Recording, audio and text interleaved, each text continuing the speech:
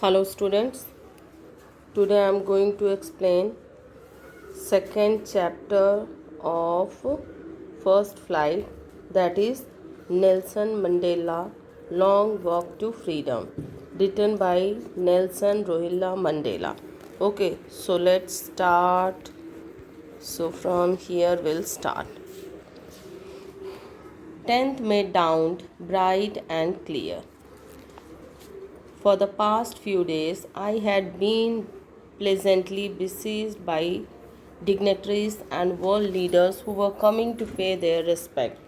अब यहाँ पर ये जो आपका चैप्टर है Nelson Mandela Long Walk to Freedom, ये एक छोटा सा एक्सट्रैक्ट है आपके जो नेल्सन मंडेला का ऑटोबायोग्राफी है जिसका नाम है Long Walk to Freedom, written by Nelson Mandela.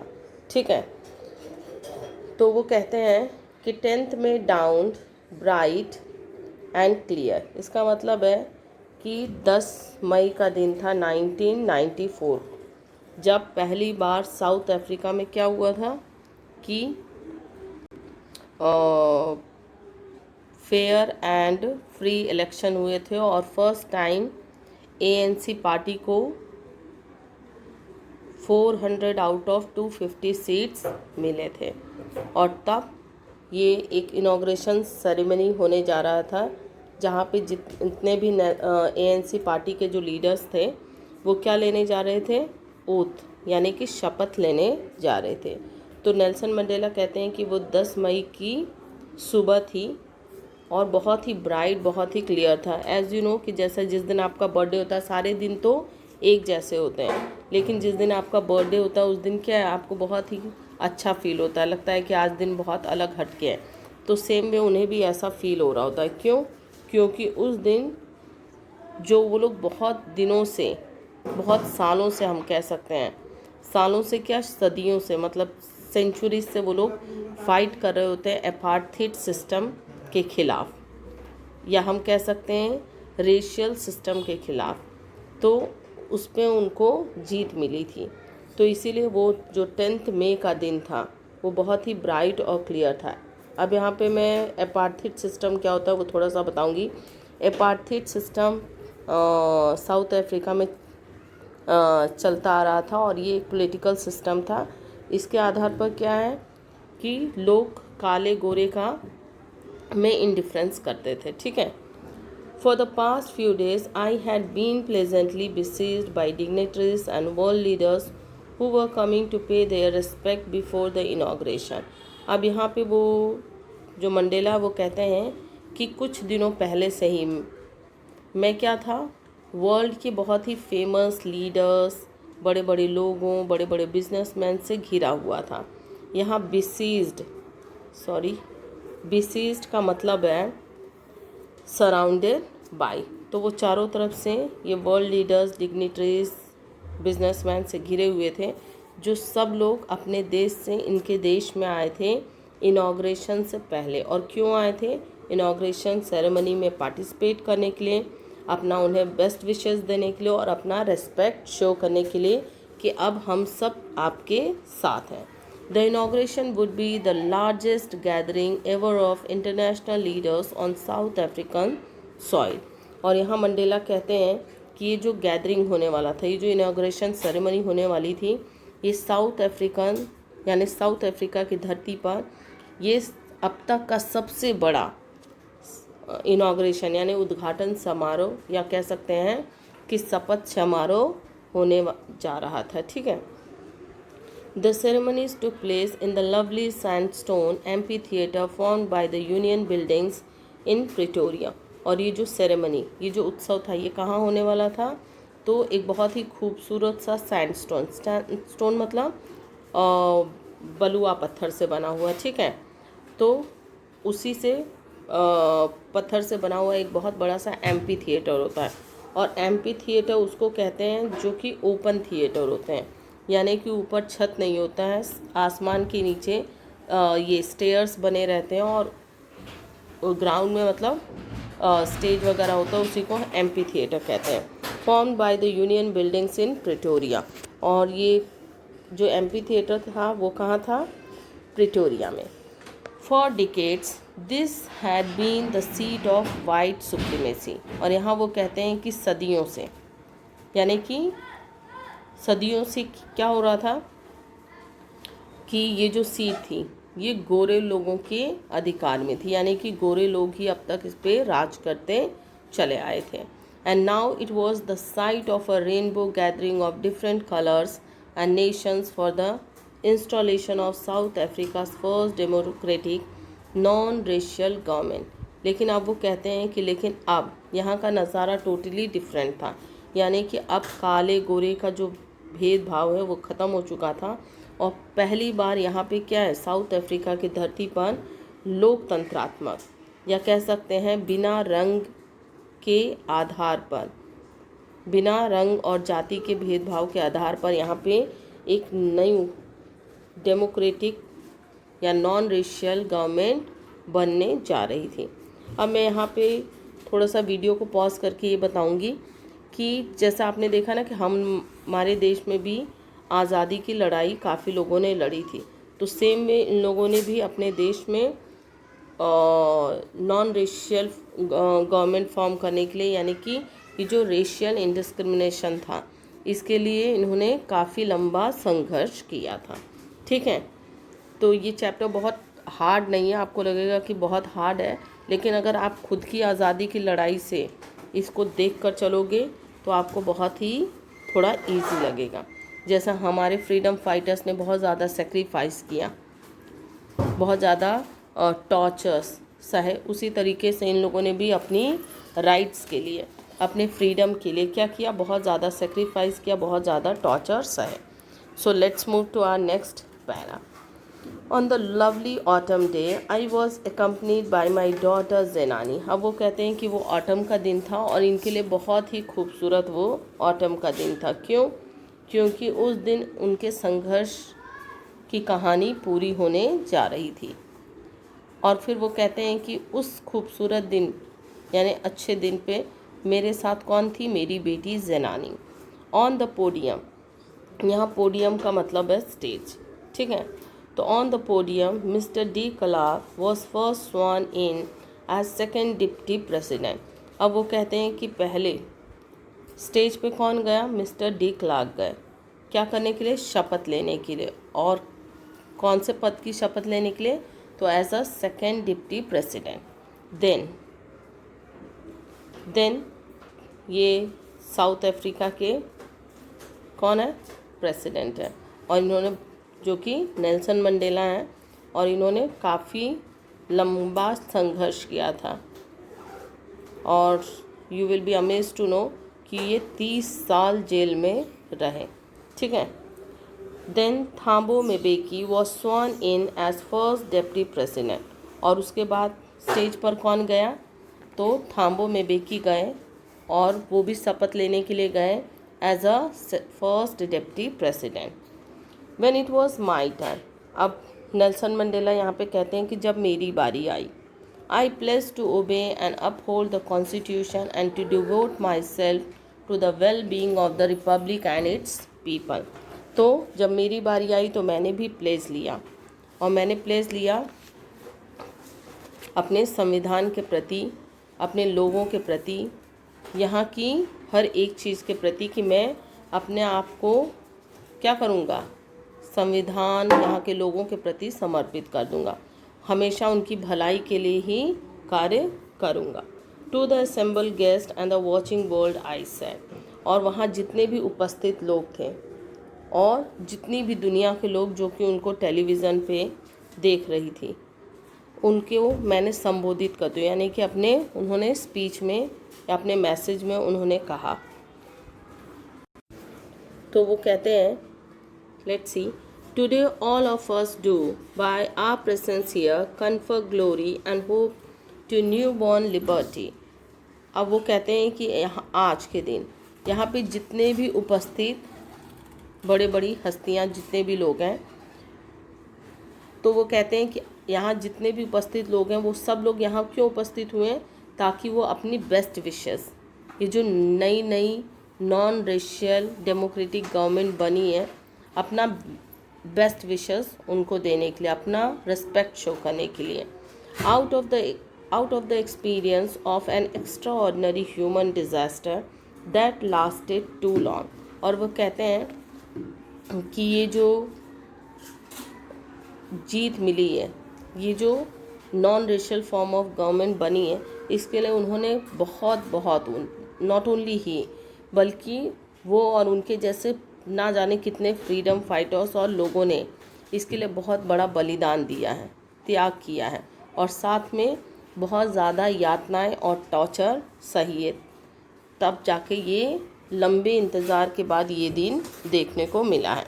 Must be born a society of which all humanity will be proud. और तब वो कहते हैं कि आज जो ये सारी मानव जाति, ये जितनी भी मानवता है, जो हम पे क्या कर रही है, प्राउड कर रही है। ये जो दिन है वो इतनी सफरिंग्स के बाद आया है। ठीक है, now next para will see, we who were outlaws not so long ago have today been given the rare privilege to be host to the nations of the world on our own soil। अब यहाँ पे जो Nelson Mandela हैं वो कहते हैं outlaws का मतलब होता है कि जिनको अपनी ही देश की धरती से खदेड़ दिया जाए। जैसा हमारे यहाँ पहले क्या है, क्रांतिकारियों को विद्रोही माना जाता था, तो आउटलॉस का मतलब ये होता है कि विद्रोही। तो वो कहते हैं कि we who were outlaws not so long हो गए, कि हम लोग जो कि बहुत टाइम पहले क्या थे, हम लोगों को विद्रोही कहा जाता था, have today been given the rare privilege to be host to the nations of the world on our own soil. लेकिन आज हम लोगों को क्या है, वो मान सम्मान मिला है कि हम अपनी ही धरती पर उन सारे लोगों का स्वागत कर सकें जो सब लोग हमें बेस्ट विशेस देने के लिए आए हैं। तो ये बड़े ही गर्व की बात है, बड़े ही मान सम्मान की बात है। We thank all of our distinguished international guest for having come to take possession with the people of our country of what is, after all, a common victory for justice, for peace, for human dignity। अब यहाँ कहते हैं कि यहाँ जितने भी जाने माने लोग हैं, जितने भी हाई प्रोफाइल लोग हैं, जितने भी डिग्निटरीज हैं, उन सबको मैं अपने और अपने देश के वासियों के प्रति के तरफ से उनका बहुत बहुत शुक्रिया अदा करता हूँ कि वो लोग क्या हैं, हम लोगों के साथ, हम लोगों के नागरिकों के साथ, हम लोगों के देशवासियों के साथ हमारे देश में आए हैं इस उत्सव को सेलिब्रेट करने के। लेकिन मैं यहाँ एक चीज़ कहूँगा कि ये जो विजय है ये हम सब के लिए कॉमन विक्ट्री है। किसकी विजय हुई है आज? जस्टिस की, यानी कि न्याय की, शांति की विजय हुई है। क्यों? क्योंकि मार पीट युद्ध किसी के लिए फ़ायदेमंद नहीं होता है। जीतने वाले के लिए भी उतना ही पेनफुल होता है जितना कि हारने वाले के लिए होता है। अगर आप देखो कि युद्ध में अगर जो जीतता है तो डेफिनेटली उसके भी 100, 200, 50 सैनिक मारे जाते हैं, और तो डेफिनेटली दोनों तरफ ही हानि होती है। तो इसीलिए क्या है कि दुनिया में हर एक इंसान शांति चाहता है, फॉर ह्यूमन डिग्निटी। और आज किसकी जीत हुई है? मानवता की। ठीक है, next para you see, we have at last achieved our political emancipation. यहाँ एमेंसिपेशन का क्या मतलब है? Freedom from restriction. आपको पता है कि पहले साउथ अफ्रीकन पीपल को एज अ स्लेव ट्रीट किया जाता था, उनके साथ बहुत ही अमानवीय और बहुत ही बुरा व्यवहार किया जाता था। यहाँ तक कि खुले बाज़ार में उनको दास प्रथा थी, तो बेचा जाता था, ख़रीदा जाता था। तो ये सब क्या है कि बहुत ही इनह्यूमन वर्क है। तो वो कहते हैं कि we have at last achieved our political emancipation, कि आखिरकार आज हमें अपना राजनीतिक अधिकार जो फ्रीडम है वो मिल गया है। We pledge ourselves to liberate all our people from the continuing bondage of poverty. अब वो आज कहते हैं कि आज हम सब लोग क्या करते हैं? शपथ लेते हैं कि आज भी जो हमारे जितने भी लोग हैं जो कंटिन्यूसली क्या हैं, गरीबी, डिप्रिवेशन या फिर जो सफ़र करें, जो जेंडर इंडिस्क्रिमिनेशन है, जितनी भी मतलब कहने का मतलब है कि यातनाएं हैं, जितनी भी टॉर्चर्स हैं, जो इन चीज़ों से सफ़र कर रहे हैं, तो उनको हम क्या करेंगे, आज़ाद करवाने की कोशिश करेंगे। कहने का मतलब कि उन सारी चीज़ों से हम उन्हें छुटकारा दिलवाने की कोशिश करेंगे। आगे वो कहते हैं, never never and never again shall it be that this beautiful land will again experience the oppression of one by another. अब उन्होंने कहा है कि आज के बाद कभी नहीं, कभी नहीं, कभी नहीं, ये जो खूबसूरत सा साउथ अफ्रीका का जो देश है, साउथ अफ्रीका की जो धरती है, वो आज के बाद इस तरीके का ऑपरेशन कभी भी, यानी कहने का मतलब है कि आज के बाद हम किसी की भी गुलामी नहीं करेंगे, ना अपने देश को गुलाम होने देंगे, चाहे किसी के भी द्वारा। यानी कि जो चीज़ें हमने सफ़र कर लिए, जो चीज़ें हमने सह लिए, आज के बाद वैसे हालात कभी आने नहीं देंगे। इसका यही मतलब है, ठीक है। Now next last para you see, the sun shall never set on so glorious a human achievement. और वो कहते हैं कि आज के बाद इस धरती से कभी भी